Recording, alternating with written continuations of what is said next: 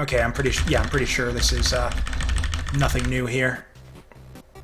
Okay, and then I hope I didn't fuck up the opportunity to date him, because yeah, I know you can have the option to flirt with him in the battle. I'm pretty sure though that there's nothing you can do to screw up your pacifist run. Or I guess there's a couple things. Okay, yeah, we get the date with Papyrus. So yeah, that's the other requirement to get the pacifist ending, is you got to date all these characters, and yeah, the date with Alphys is the thing that unlocks once you get the neutral ending. So you have to get the neutral ending in order to be able to do the full pacifist playthrough.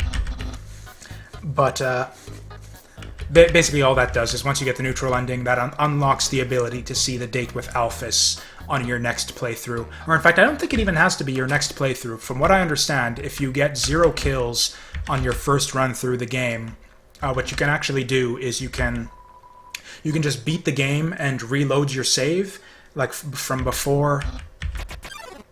Reload your save from right before the final boss, and then you can just go back from there and then do the date with Alphys, and then just go straight to the pacifist ending. So I guess that kind of alleviates a little bit my complaint about having to go through the whole game to get the second ending. But on the other hand, you aren't really gonna... Like, the only way that's applicable is if you actually do a 0 kill playthrough on your very first... I can't remember, did I press C last time? I don't think I did. Yeah, I think I did, so we're not gonna press C. No friendship HUD for you, my friend. Okay, forget it. Will do. Forget the friendship HUD, just go to step 2. No thank you. It only says to ask. Doesn't even matter what we say. That's literally, yeah, like all the dialogue options in the game right there. Doesn't even matter what you say. It just says to ask.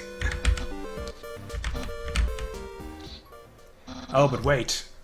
We're already wearing clothing. There's a twist. It's just a coincidence. It doesn't mean I actually like you or anything. Baka. Not that it really makes any difference to him.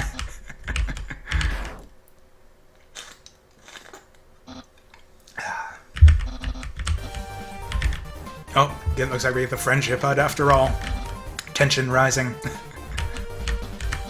I like the little musical callouts in this game as well. There's like... I've mentioned before about how I think this is a good kind of gateway game. I think almost anybody could enjoy this game, even people who have never... Even people who are like new to video games, don't really play video games at all. I think this game is kind of simple and accessible enough that almost anybody could enjoy this. And where was I going with that? I forget. I forget what my point was in that. Oh yeah, but however, in spite of that, there's enough... In spite of that, it's sort of got all these nice little call-outs to other games and other game series, which sort of those nice bits of the referential humor that I think avid gamers will get. So it's almost like a good kids film. Actually, I don't think I inspected his Souls of Virtues. Oh, the bad puns. What about his pants? Can we get in his pants? Oh, his legs. Excuse me. And I think that's not a bicep. That is a shoulder. Oh well. I guess Papyrus isn't really known for his, intelligence or knowledge of human anatomy or anything. Human anatomy? Is this guy a human or a monster? Like what? He's a human skeleton, or like a human. Yeah, he's basically got a human skeleton. Was he originally a human, or was he just born this way? We actually... There is actually a bit of backstory you can find out... Oops, I was going to refuse to open it. No idea. Looks like a brain. Anyways, yeah, you don't really find out anything about Papyrus's backstory, but you can find out a little bit about Sans's backstory, which I think... It doesn't entirely... I don't know, I think it's... If I do end up going through all that, it kind of very slightly, I think, lends credence to the possibility that Sans and Papyrus might have originally been, I don't know, if not humans, then maybe just not skeletons. Who knows?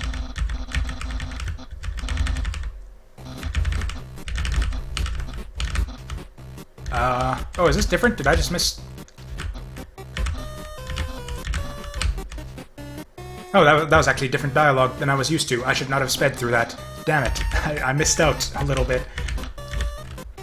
Okay, at least he gets the hint that we aren't romantically into him this time around, so that's nice. He's not a complete bonehead. But camera zoom in on my face.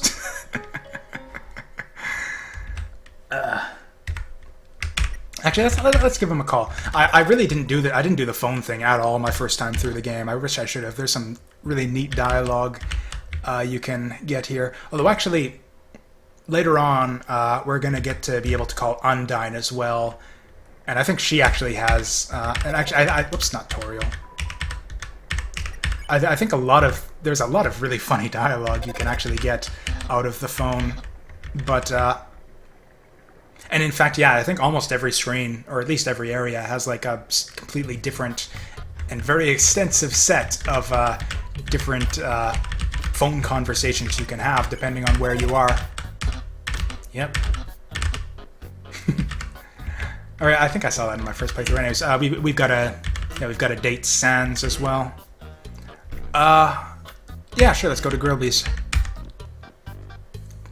That's not the way to Grillby's, Sans. Oh, he knows a shortcut.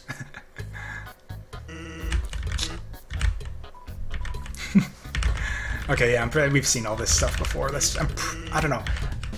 It's like I want to speed through it. This is going to keep coming up. I want to speed through the dialogue just because it's like the same shit, but it's not always the same shit. Sometimes they mix it up a little bit. And so it's like I want to go through fast enough so that it doesn't take a lot of time, but not so fast that I end up missing the bits that are different. He's totally uncool. Sarcasm? It wasn't sarcasm, it was just a joke. Papyrus is pretty cool. I'd say it's so hard to pick a favorite character in this game. I think it would probably still be, I don't know, Metaton's pretty awesome. Undyne is pretty awesome too. We're gonna find out so much more about Undyne on this playthrough. So okay, last time the little ketchup lid trick, fine. I'm not falling for that nonsense this time. He's just gonna guzzle it down. Yep. Yeah, it's just there's so many great and likable characters in this game. It's so hard to pick a favorite. It was between Sans and Metaton my first time through the game, and then on my next time through the game, we got to sort of get a closer look at Undyne, and now I think she's totally awesome as well.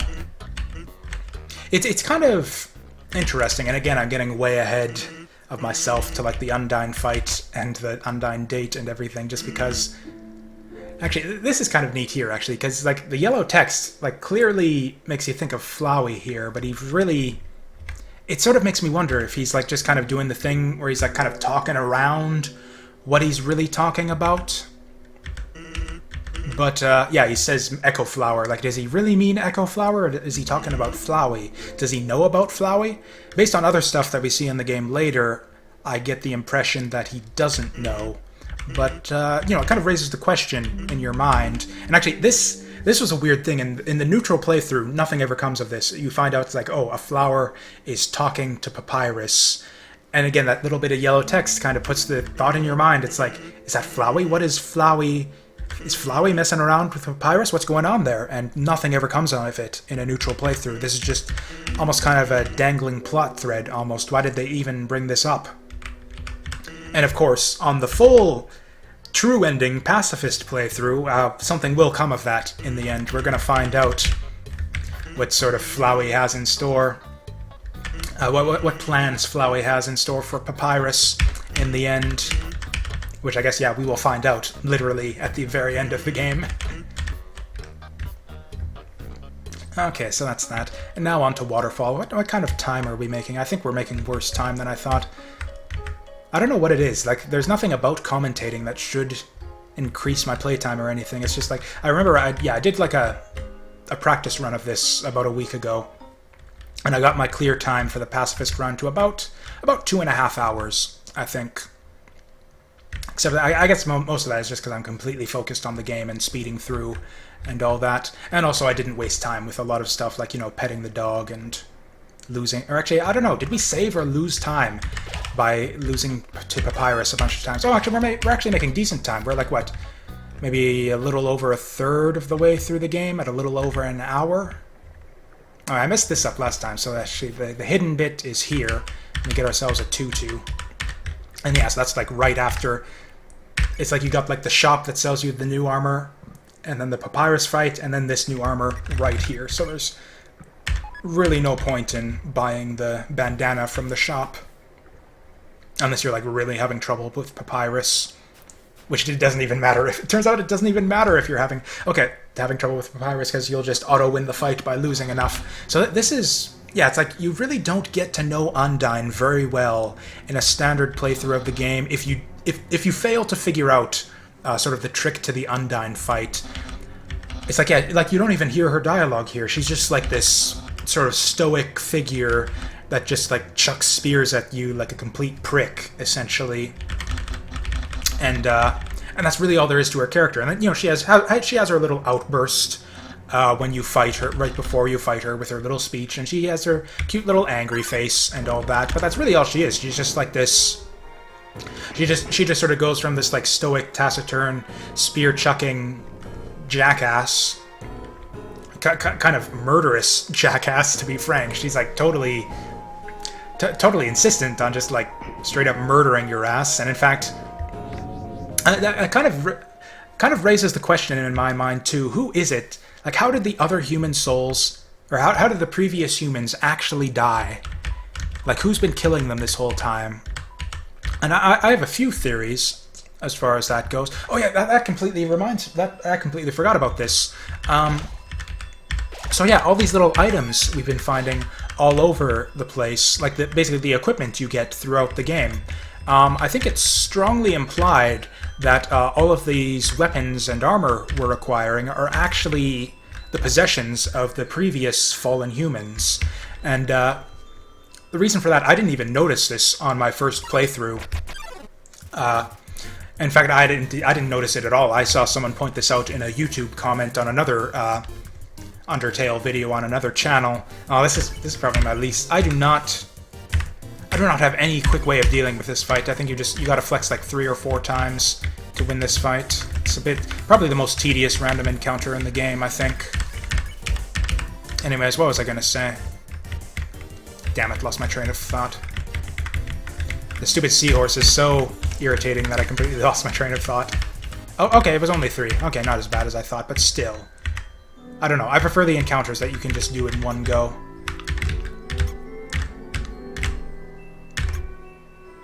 Oh, this is driving me nuts. I was like, I had a thought that I wanted to complete there. Oh well. Oh yeah, I was talking about Undyne's character, I think. And just like, yeah, oh, how did I get... Okay.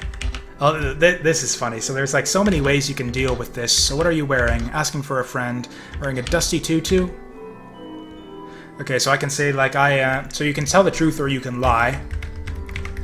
And it doesn't really matter what you do, but again, you kind of get a different joke depending on what you say. So we'll lie to him, because we know that he's obviously just going to tell Undyne, and he trusts us. And, but even then, so basically what's going to happen there is he's going to say, no, you're not wearing a dust... So basically the way this shakes out in the end is no matter what you do,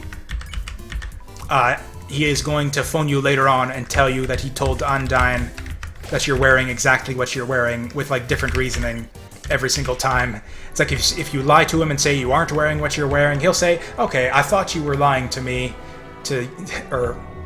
yeah, he's gonna believe us this time. So he'll say like, yeah, you told me you weren't wearing the dusty tutu, so I told her that you were, because I knew you definitely told the truth. But okay, so we change our outfit.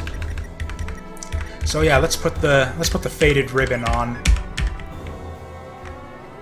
Because, we told him Dusty Tutu.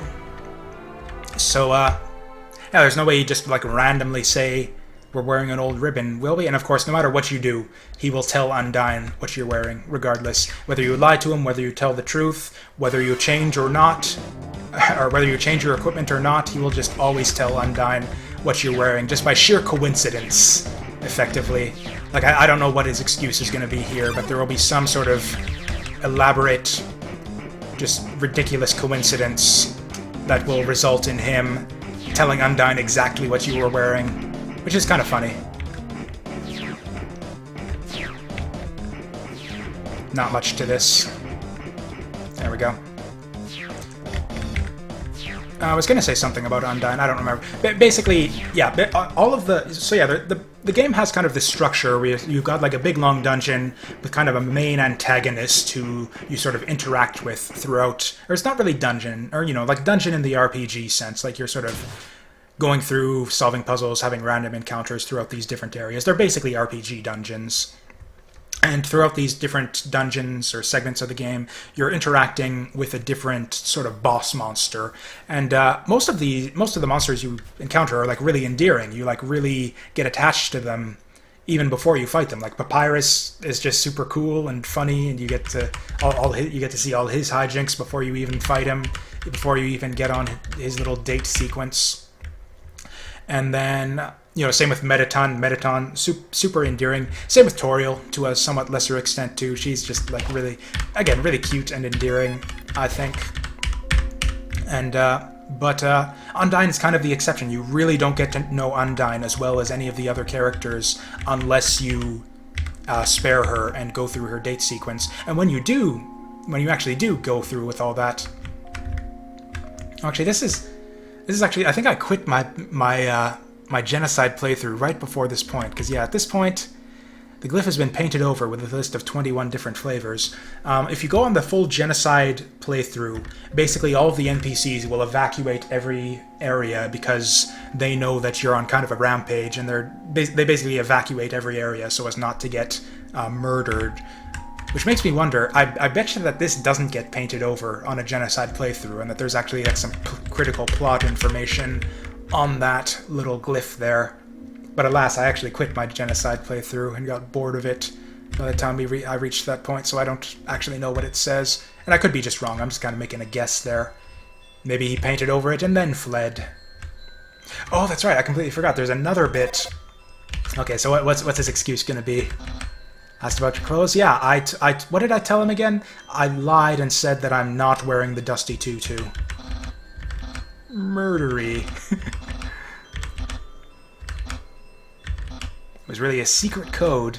I meant that I was trying to protect myself. So yeah, he picked up that I wasn't wearing the dusty tutu, even though I was. Although I guess I changed it later. He said that I'm not wearing it. He took it a step further and lied and said it was a faded ribbon. Yep, absolutely any combination of things you do, whether you tell the truth or lie or change your clothes or don't, he will always tell her exactly what you're wearing. The game goes through extreme lengths to make sure that absolutely none of the dialogue options make any difference. I don't know, it sort of makes me wonder, like, how would you even do this game, like, with, like, full, like, dialogue trees where all your dialogue choices actually affect the story? I honestly don't even think the story is kind of complex enough to really support that kind of... Like, the more I think about it, the actual plot of this game is exceptionally simple. Like, the human falls into the underground, the monsters want to murder them so they can break the barrier. You avoid being murdered, and you get out. That's basically all that happens in this game. Oh yeah, and then the nonsense with Flowey, where he wants to capture the human souls so he can become... We don't actually know Flowey's motivations at this point, actually. I gotta be careful with that. He wants the human souls so he can become God, and basically control the game world. We don't really know much else beside that. I posited my theory in my blind playthrough, my first time through the game, where I suspected that he was either... What was the trick here? It was Hum, I think. He was either because you got that little bit of backstory in the end. Like when I say the game has no plot, I'm talking like plot developments. Like the game has tons of story in terms of like backstory and sort of building up this world and the characters and all that. But in terms of like the events that occur throughout the game, I actually forget. I did figure out the melody here, but I forget what it was. I'm sure if I heard it, I could figure it out though. Because, yeah, there is definitely something in that room that I want to check out. Okay, I think the main problem I had the last time when I did this on my blind playthrough is I got one of the notes I heard I heard one of the notes wrong, so I got to listen to this carefully. Okay, okay, so... And it goes to the second bit too, which is kind of so it's like doom doom doom doom doom doom doom doom. I think that's wrong also. Shit, this is gonna be just like the blind playthrough where I just fuck this up constantly.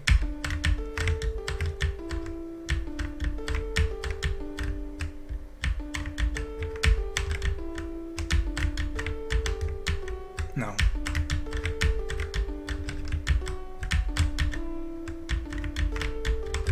Damn it. Okay, I think I know what it is. No!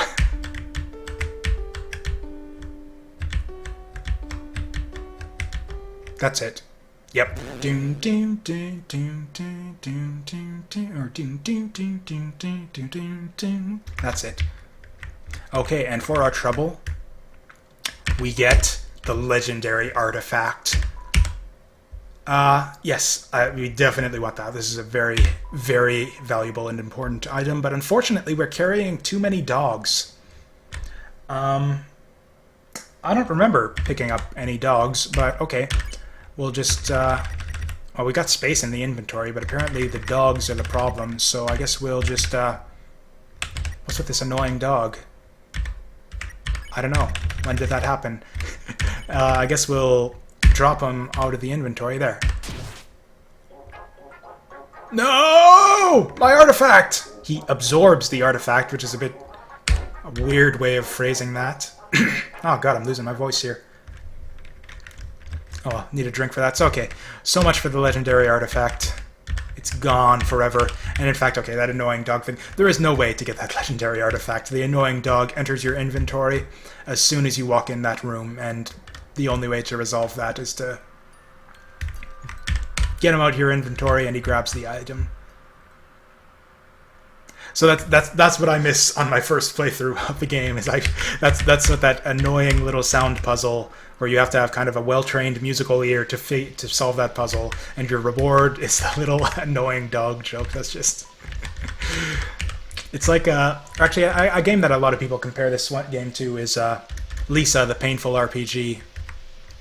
This kind of reminds me of the joke, kind of the little jokey bit in that game, where there's like this endlessly long ladder that you can climb. It's not endlessly long; it's just like super duper long. It takes you like minutes to climb up this like ginormous ladder.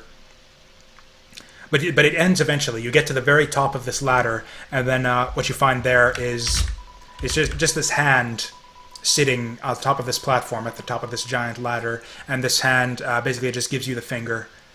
And then that's all you get for spending all of these minutes climbing this endlessly long ladder for this hand to flip you the bird. And then you got to climb all the way back down the ladder. That's basically what that whole music puzzle with the annoying dog and the artifact is right there. You solve the music puzzle, and a dog, and an annoying dog gives you the finger. Oh, I'm losing my voice. I need to take a drink. Actually, can we carry this umbrella forward? Or, you know, oh, I shouldn't have taken that umbrella, that's right. There's a funny little line that the kid has. If you go up to her without the umbrella, she says something to the effect of, I think it's something like, oh, you can't hold umbrellas either? Okay. Or in fact, I think she notices too, if you walk up to her with the umbrella, then leave her, go back, put away the umbrella, and then go back as well, and then go back and talk to her again, and then she just kind of question you, like, why the heck did you put the umbrella away, stupid, or something along those lines. Okay, and there was another thing I was going to comment on earlier. There's one other thing. Oh, it's not here either. Okay, never mind. Putting that aside, we're going to the Temi village this time. For those of you who have played through the game and know, all the stuff that there is to see, that's what I've been sort of I've been about to say it a few times now, and it turned out it wasn't quite there yet. We're going to the Temi village, is what I've been alluding to a little bit as we go along here.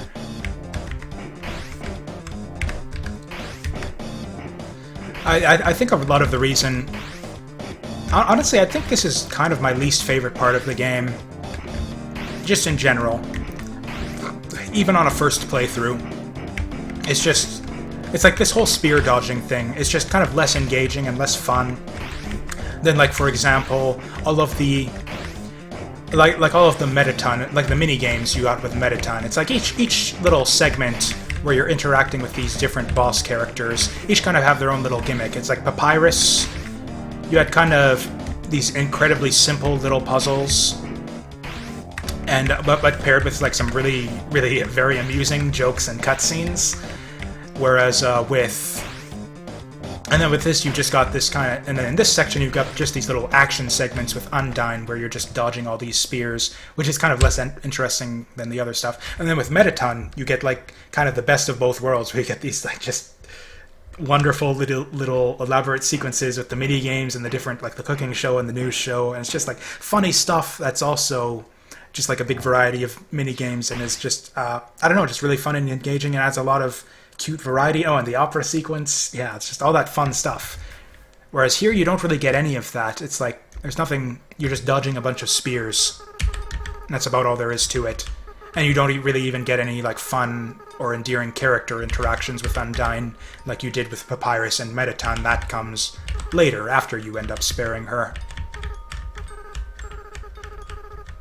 So that is actually one of the rare instances in the game where the name you chose actually appears. The game goes out of its way to avoid mentioning the name you picked at the start of the game. It almost seems kind of pointless, really. And in fact, I think that's the first time they've mentioned it, now that I think of it. It's very, very rare that they actually mention, like, the name that you picked. And there's a very good reason for that, which we'll uncover later. It's a part of the sort of Pacifist exclusive content. And it's pretty interesting, so I'm not going to spoil it. So that's about as far as I'm going to take that line of... Oh, we've got dog residue. I forgot about that. I'm actually pretty... I don't know.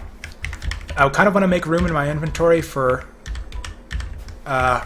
healing items and stuff for later on in the game. Like, I might need them for Undyne, maybe.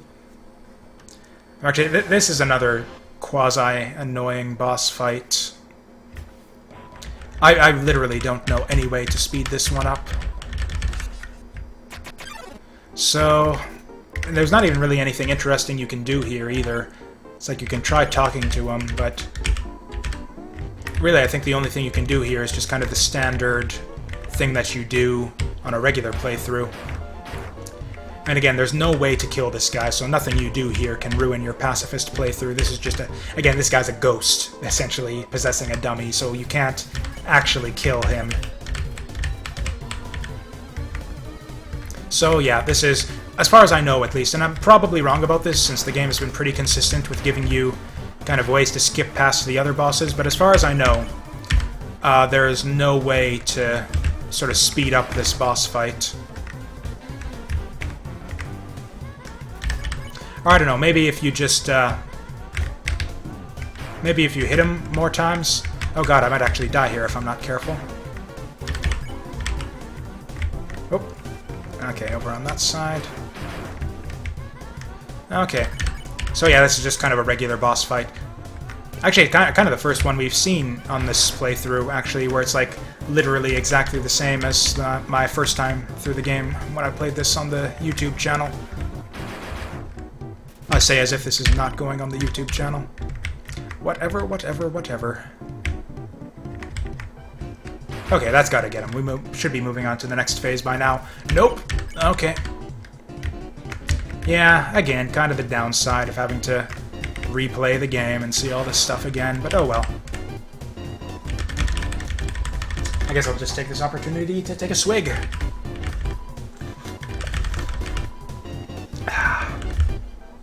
I seem to remember this fight going faster the last time I played through the game, so I think it actually does matter, the number of projectiles that you manage to kind of crash into this guy.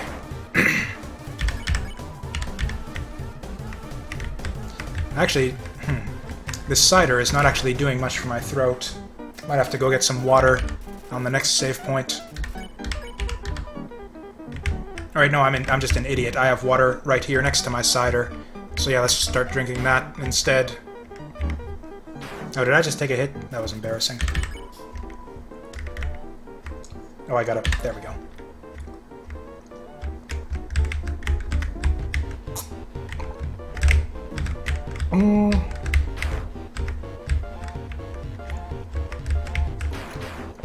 Awesome. I beat that whole attack one-handed. Drinking water with one hand, dodging with the other. Who needs friends when you've got knives? Oh, I remember what I was talking about now. The whole notion that the equipment items we've been collecting belonged to the previous fallen humans. And the whole justification for that is if you actually pay attention, during the final fight with Flowey on the neutral ending, you get attacked by the different human souls before you sort of free them. And if you have like a good memory, which I didn't, I had to have this pointed out by a YouTube comment on another video. All of the different attacks of those human souls basically correlate to the different items you can collect throughout the game. It's like the first. Oh, excuse me. It's like the first human soul attack is it's knives and bandages. That's like the first items you get is the knife and the bandage. Another one is tutu and ballet slippers. That's the item we got here. There's another attack that's a gun and a bunch of hearts. Or was it the heart locket or the flower locket? I think it was a flower locket. Anyways, guns and flowers. That's another equipment set that you get. The frying pan. So it's like all of the different attacks that the human souls use in the Flowey boss fight correspond to the different items, the different equipment you can find throughout the game, which sort of lends credence to the idea that all of this equipment belonged to the previous fallen humans, which sort of calls into question sort of where did they all die and how did they die. Oh yeah, this is a house. I didn't get to do anything here with my little first playthrough for the YouTube channel. This is, if it isn't obvious, this house here that looks like Undyne's face. That's Undyne's house. So we'll be getting to see that later, since we obviously won't be killing Undyne. Oh yeah, this is obviously the door that you can unlock with that key that I bought in the first YouTube playthrough I did that I never actually used on camera. And you find out some interesting facts about Mettaton inside that little house, which is another reason why I want to be saving up money throughout this playthrough, because I actually do want to buy that key and show that off in this playthrough. No, I don't. There we go.